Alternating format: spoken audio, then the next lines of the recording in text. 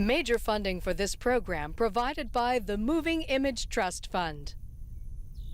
Additional funding for this program provided by the Arkansas Agriculture Department. Hello, I'm Tony Brooks, and this is Agri Arkansas. Today, the Arkansas Livestock and Poultry Commission, a unique way to graze cattle and a way to trellis your tomatoes from Little Rock Urban Farming. Our guests, Arkansas Livestock and Poultry Deputy Director Patrick Fisk and Bill Burroughs of Farris Burroughs Farms.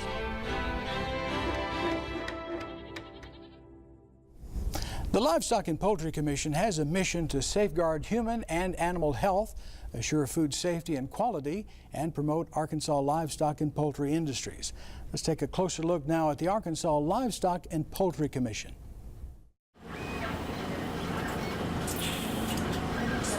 Our mission statement here at Livestock and Poultry Commission is simply just to say we are here to safeguard animal and human health as well as assure food quality and food safety. We're here to protect and promote the poultry livestock industries. Arkansas agriculture is our #1 industry.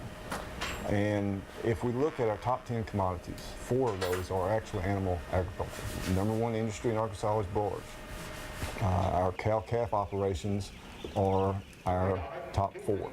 Layers and turkeys round 7 and 8.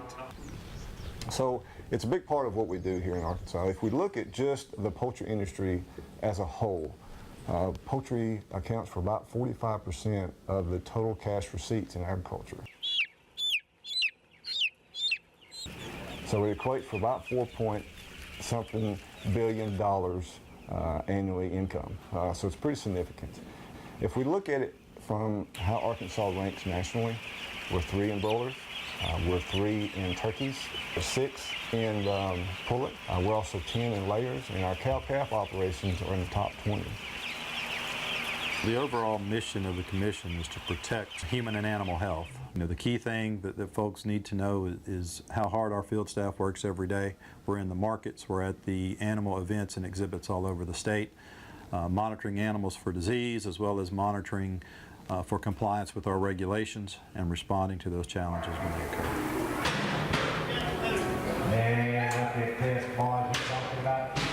We're here to safeguard animal health and also to assure our trade partners that the products that come from Arkansas are free of disease and healthy. So it's a big part of what we do here is make sure that animals are healthy. If we look at what we do on a daily basis, we're monitoring, we're testing, we're diagnosing and evaluating and trying to eliminate diseases. On a typical day here at the lab, we'll receive samples from our courier service.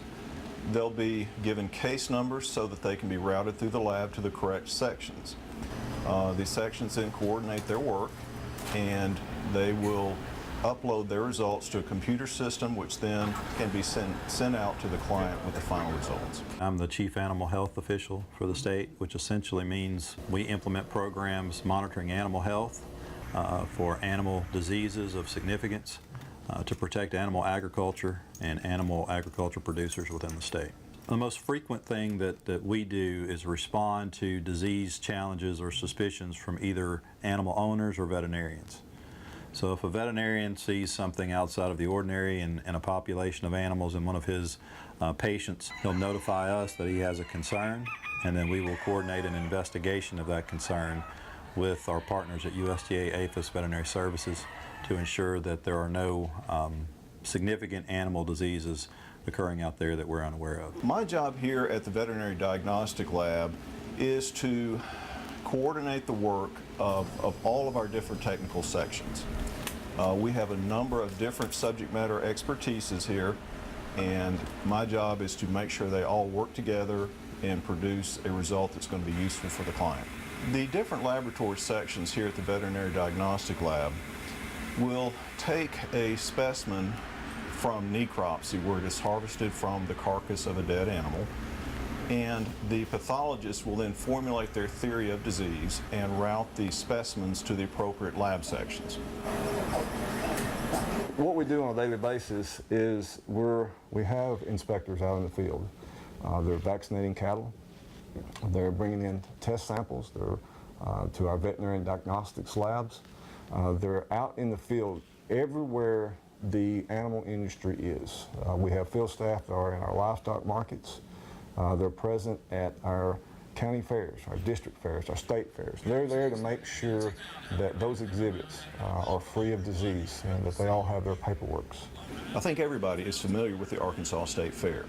What they may be less familiar with is that the State Fair, in an attempt to ensure a level playing field for all contestants in the livestock show, actually conducts drug testing on the contestants that place in the top 3 categories. This laboratory conducts that drug testing and has for years. There are diseases out there that Arkansas could get hit with that could be extremely devastating, and one of those diseases, and I'm sure most people have heard of, is avian influenza. Some commonly call it as the bird flu. But it is a poultry-related disease, commonly carried by migratory fowl. So we work with the industry to make sure that biosecurity needs are met, that the testing requirements, and that we work with them quite often. Sometimes we even have roundtables to discuss what could happen in a situation of AI outbreak. Avian influenza is a disease of concern for us. We're a major poultry producing state, currently number 3 in the country in regards to poultry production. Avian influenza is a major issue and concern for us. We continue to work with our industry and our poultry growers and producers to make them aware of the risk, of the need for biosecurity, and to enable us to respond rapidly if we encounter a case of avian influenza. So it's probably the number 1 disease concern that we have right now. If we look back, look back into the 80s, where brucellosis hit Arkansas so hard. It was pretty devastating for most Arkansas cattle farmers. And so livestock and poultry were there. We were there, we took an aggressive stance, we partnered with USDA, APHIS, and we were able to eliminate that disease here in Arkansas. And it's all a part of the efforts of livestock and poultry industry. Not only are we in business for animal health, but we're also in the business for the consumer field. We have an egg and poultry division, and their goal is consumer products.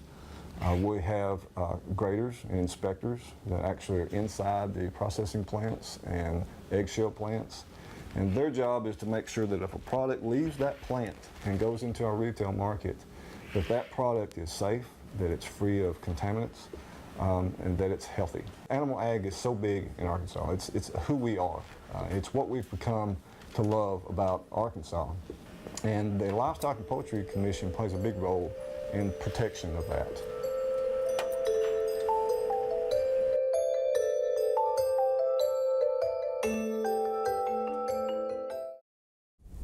Arkansas farmers have always looked for different and better ways to farm. The Farris Burroughs Farm in Greebrier has adapted a rotational form of grazing their cattle that they say pays off in better tasting beef. This is Farris Burroughs Farms. We're located in north central Arkansas, just east of Greebrier. We have a beef operation. We sell not only bulls, but we also produce animals for the meat processors.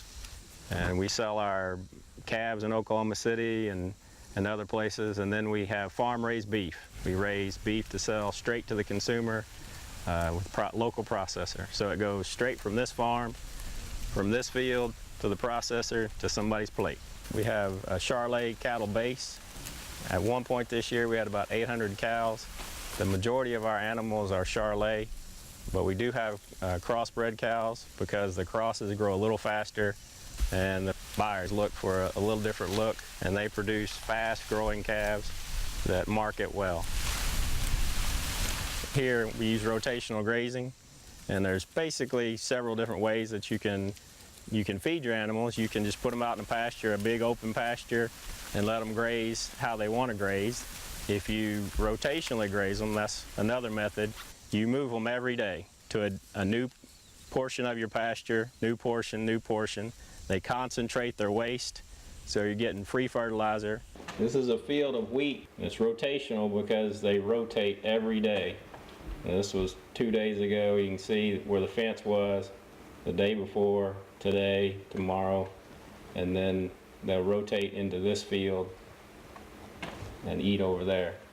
Rotational, they have to have water. There's a water source down here that you can't see. There's a water source right here, and the fence is built so it'll service multiple fields. We concentrate them in a small area, give them a small portion, and continually move that portion. And I continually disc the ground behind them, so when they move out of this field into a new field, this field can be planted for the next crop. We plant Sudan grass. It'll grow about 8 feet tall. When it's young, it has lots of protein. As it matures and gets taller, it has more sugar, which is more energy. When they move out of this field, it'll be planted with turnips and wheat, and that's our winter crop. And they'll eat the turnips in late winter, and in the spring, the wheat will grow, and that'll be the early spring crop. This morning, I just moved them into today's portion of feeding. The field size varies.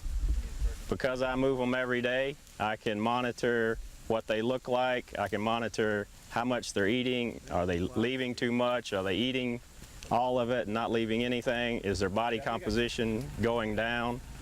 And I vary the size of the field based on the way the cow looks and the way the ground looks. Our end goal, like I said, is to get good beef to a commercial buyer or to a local buyer. And we want to feed them as much naturally as we can. That helps keep our costs down. And we've built our herd based on genetics. We built it based on the mother, what she brings to the table, and our bulls. And we have some of the best genetics out there. And we want good quality beef.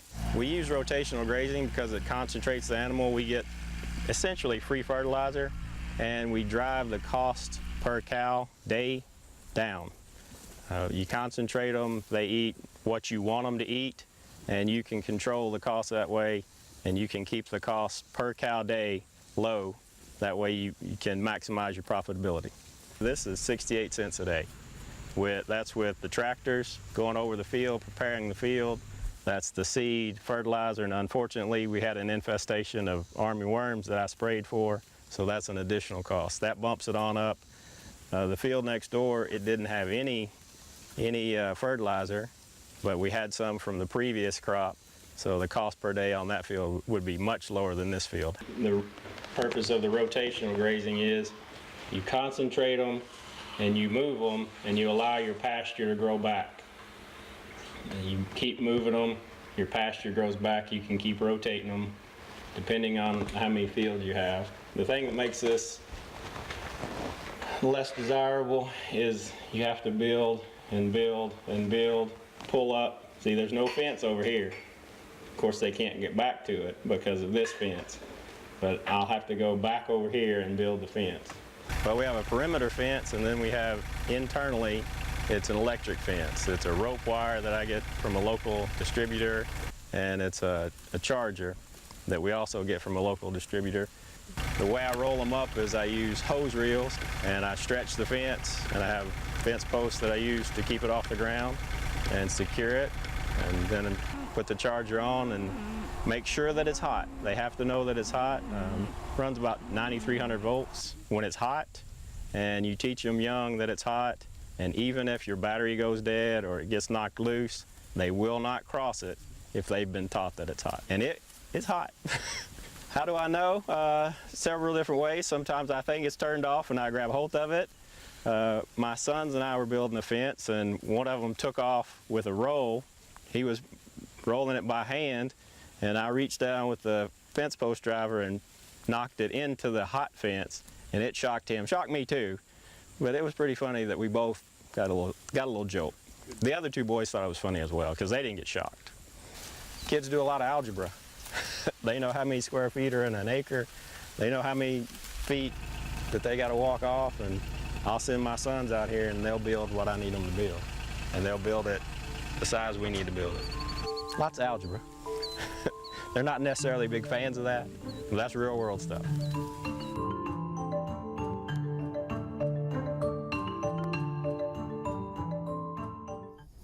Chris Hiryak with Little Rock Urban Farming has a unique way to trellis your tomato plants to help ensure a successful tomato harvest. Let's take a look.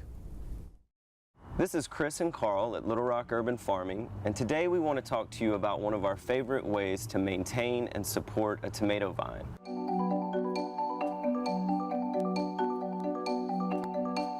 The technique is called lower and lean.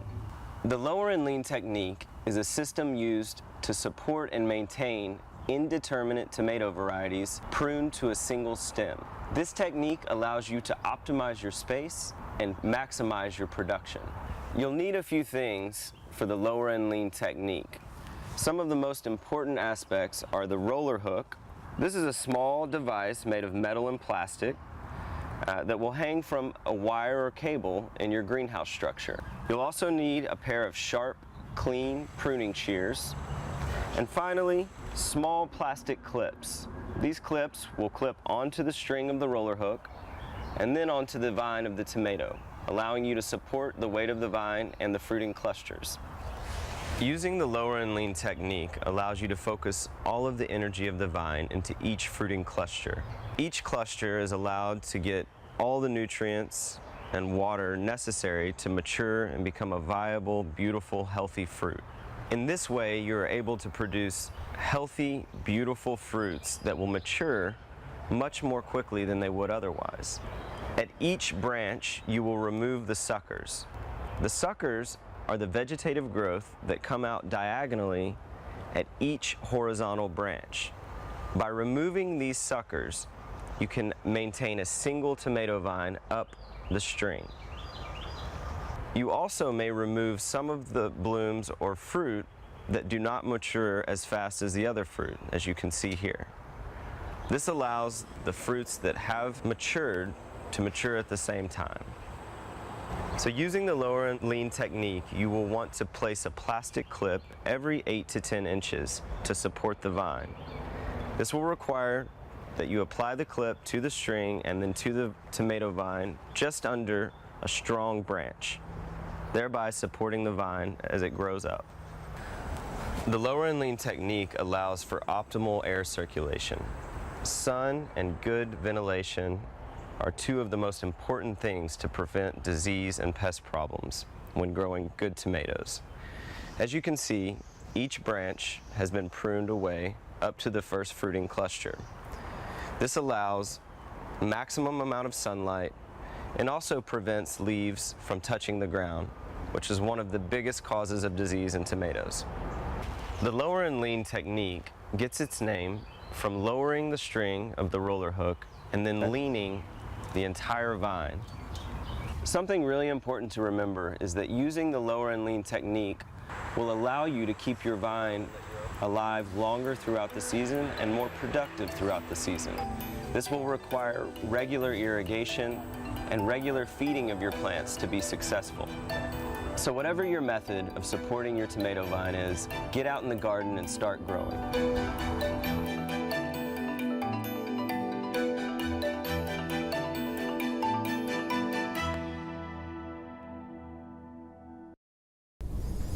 Joining us now is Arkansas Livestock and Poultry Commission Deputy Director Patrick Fisk and Bill Burroughs of Farris Burroughs Farms. Patrick, let's start with you. While agriculture is Arkansas's largest industry, much of what you guys deal with and you monitor is at the top. You talk about poultry, broilers, and layers and turkeys, and then plus cattle, cow and calf operations. So you must have you've got a tremendous volume of work here that your agency has to do. Yes, sir, we do. We have probably some of the most dedicated workforce, in my opinion, that we have out there. These guys, they're not 9 to 5 guys. They get out there and they're working weekends, they're working nights, they're working holidays, and it takes that kind of dedication. There's so much risk in terminology of animal diseases and the priorities, they have to take place. So yeah, we've got a tremendous workforce and I'm very proud of them. When you're dealing with certain animal diseases, time is of the essence. You talked about avian flu in poultry and I guess brucellosis in cattle. Yes, sir. How do you handle a situation where you have a problem like that you've got to deal with right now? Right now. The key is being proactive. We've got to be kind of Johnny on the spot. We have our veterinarian, state veterinarian Brandon Doss, the first communication kind of starts there. And then we use our diagnostics lab, and then we communicate those efforts with our field staff. And then they are immediately dispersed to take care of the problem. And then we have partners that we deal with as well, USDA, APHIS, and other partners that we have to use anytime there's such a serious outbreak.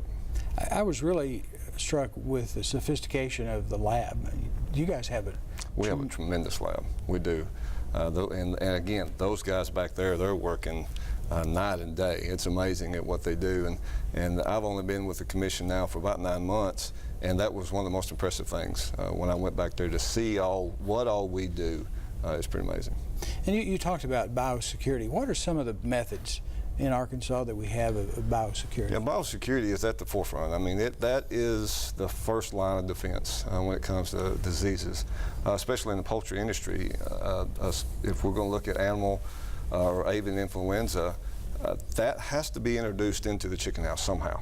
Mm-hmm. So our first line of defense is to prevent that, whether it's tracked in, whether it is introduced from a wild bird or a rodent. We've got to look at every avenue that we can to make sure that that's not introduced. So it could be a matter of clothing, changing clothing, a wash-in, wash-out facility, disinfecting your boots or your vehicles.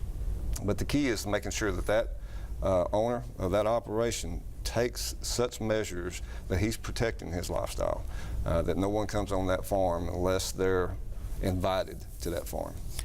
Arkansas really, and I think in large part due to what you guys do, has a reputation in the marketplace for supplying healthy and safe products for consumers, and that's critical for farmers in Arkansas to have that reputation. Sure, absolutely. Yeah, we have a NPIP or National Poultry Plan, and those guys there issue permits, and what they do is communicate with our trade partners. Our trade partners are watching us daily, and they know what kind of products that we get in here. And with those, that staff makes sure that they're responsible for issuing, I would say, permits or validation that the products that we have are safe and that they're not only good to eat, but they're good quality as well. And you rely heavily on information from veterinarians and producers to let you know when there's a problem, and that's in their interest as well. Absolutely, yeah. Veterinarians,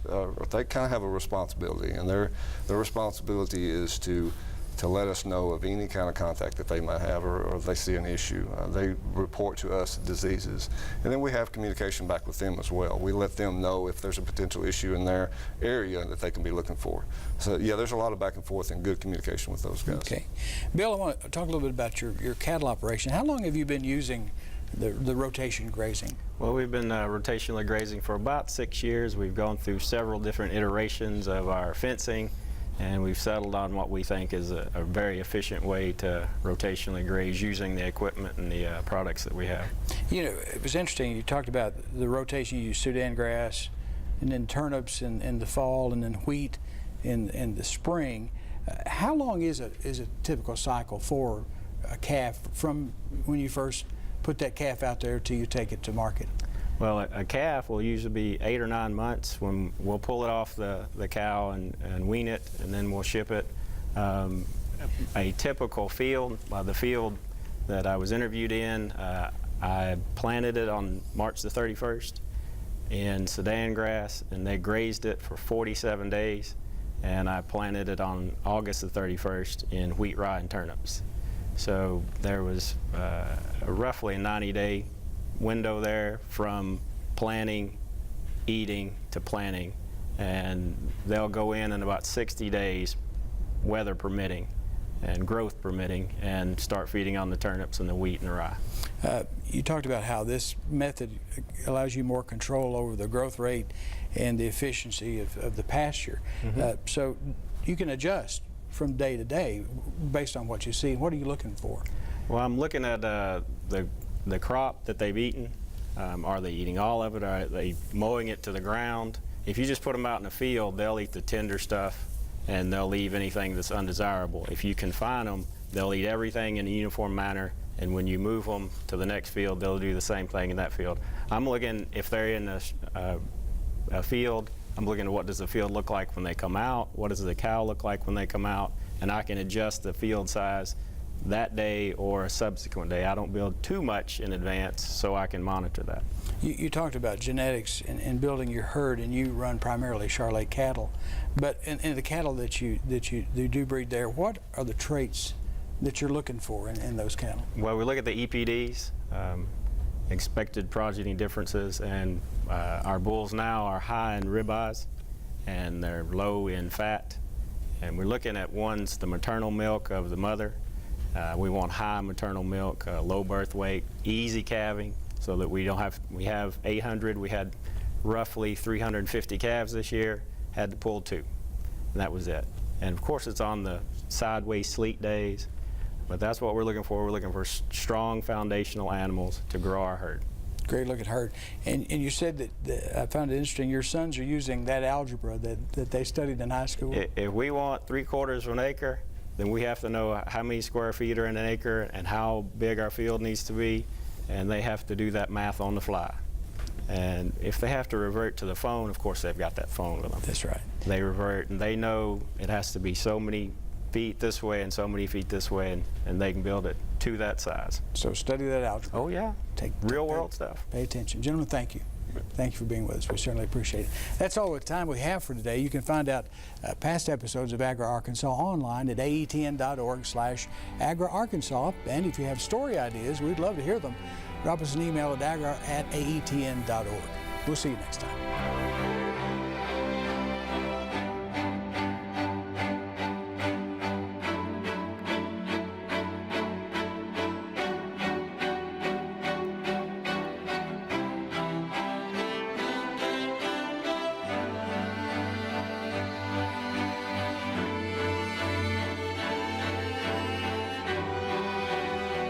Major funding for this program provided by the Moving Image Trust Fund. Additional funding for this program provided by the Arkansas Agriculture Department.